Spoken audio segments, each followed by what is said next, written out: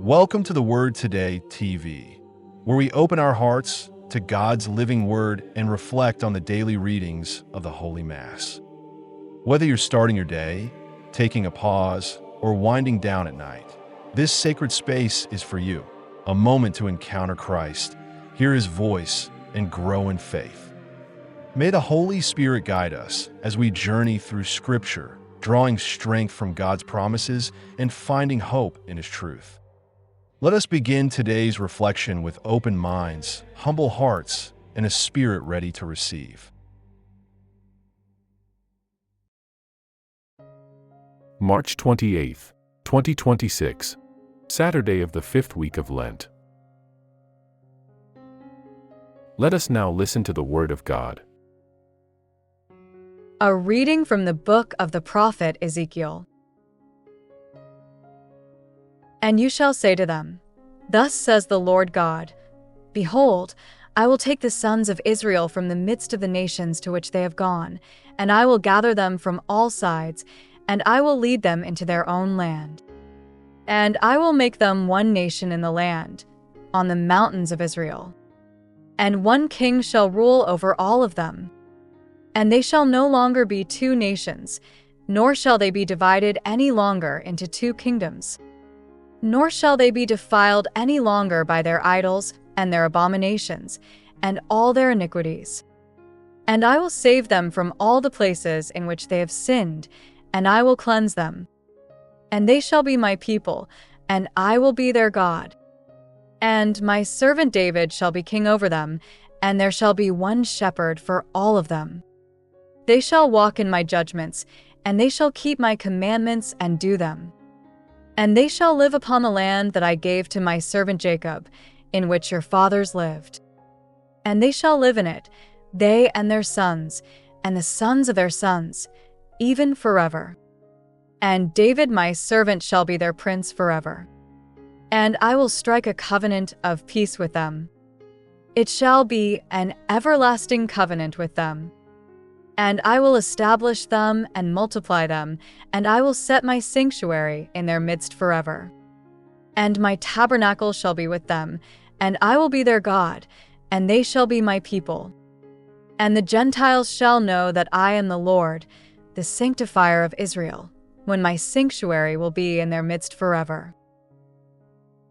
The word of the Lord. Responsorial Psalm. The response is, The Lord will guard us as a shepherd guards his flock. Listen to the word of the Lord, O nations, and announce it in the distant islands, and say, He who scattered Israel will gather him, and he will guard him as a shepherd guards his flock. The Lord will guard us as a shepherd guards his flock. For the Lord has redeemed Jacob, and he has freed him from the hand of one more powerful than he. And they shall come, and they shall give praise on Mount Zion, and they shall gather together for the good things of the Lord. The Lord will guard us as a shepherd guards his flock. Then the virgin shall rejoice in the dance, young men and old together. And I will convert their mourning into joy, and I will console them and give them gladness instead of sorrow. The Lord will guard us as a shepherd guards his flock. Verse before the Gospel. Cast away from you all the crimes you have committed, says the Lord, and make for yourselves a new heart and a new spirit. A reading from the Holy Gospel according to St. John. Therefore, many of the Jews who had come to Mary and Martha and had seen the things that Jesus did, believed in him. But some of them went to the Pharisees and told them the things that Jesus had done. Therefore, the chief priests and the Pharisees gathered a council and said, What are we to do? For this man accomplishes many signs. If we leave him alone in this way, all will believe in him. And then the Romans will come and take away our place and our nation.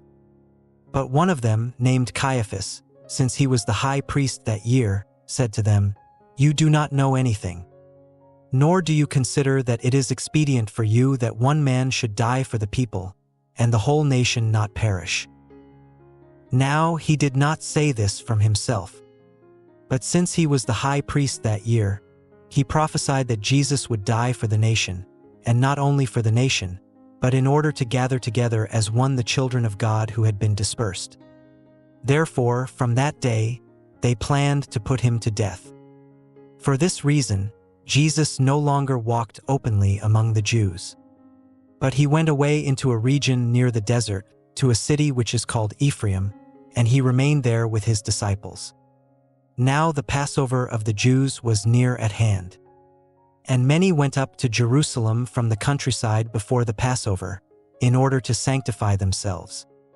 Therefore they were seeking Jesus, and they questioned among themselves, standing in the temple, "What do you think? That he will not come to the feast day?" The Gospel of the Lord. We will now reflect on the significance of each readings. On this Saturday of the fifth week of Lent, March 28, 2026, the Church stands at the threshold of Holy Week. The tension surrounding Jesus continues to rise, and the Scriptures reveal that God's saving plan is unfolding even through conflict and opposition. Today's readings invite us to see how God works through history to gather His people into unity and peace. The first reading from the book of Ezekiel presents a hopeful promise spoken to a divided people. God declares that He will gather the scattered children of Israel and unite them again under one shepherd. The Lord promises a covenant of peace and the restoration of His dwelling among them. The message is clear and accessible. God does not abandon His people in division or exile. His desire is always to restore unity and bring His presence among them. The responsorial psalm continues this theme of restoration. It calls the nations to proclaim that the Lord gathers His people and redeems them from captivity. God's saving action transforms sorrow into joy and mourning into celebration. The psalm reminds us that God's plan is not only about rescue from danger, but also about renewal and flourishing. The Gospel according to John describes the growing reaction to the raising of Lazarus. Many people begin to believe in Jesus, yet others report the miracle to the religious leaders. In response, the chief priests and Pharisees gather and decide that Jesus must die in order to protect their nation. The high priest Caiaphas declares that it is better for one man to die for the people than for the whole nation to perish. Though spoken with political intent, these words reveal a deeper truth about the mission of Christ. Now, let's look deeper into the interconnection shown in the readings to find their main message. These readings are closely connected by the theme of God gathering His people through the work of Christ. Ezekiel promises unity under one shepherd. The psalm celebrates the Lord who gathers the scattered. In the Gospel, even the plan to eliminate Jesus becomes part of God's saving purpose. Through His sacrifice, Christ will unite not only Israel, but all people who believe in Him. The central message of today's liturgy reminds us that God's plan often unfolds in ways that surpass human understanding. Even actions meant to oppose Jesus become instruments of redemption. As Lent draws near to Holy Week, we are invited to see the cross not as defeat, but as the moment when God gathers humanity into one family. In Christ, division is healed, and God's promise of unity begins to take shape.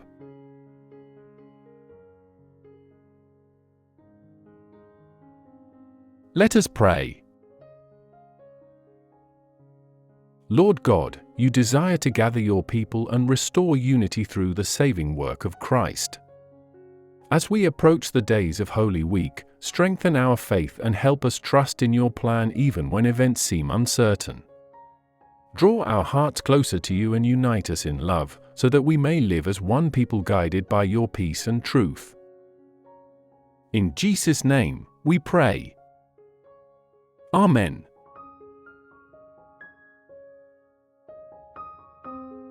Thank you for listening to the insights of today's Mass readings. Please like and subscribe and share with your family and friends. Again, thank you and may God bless us all.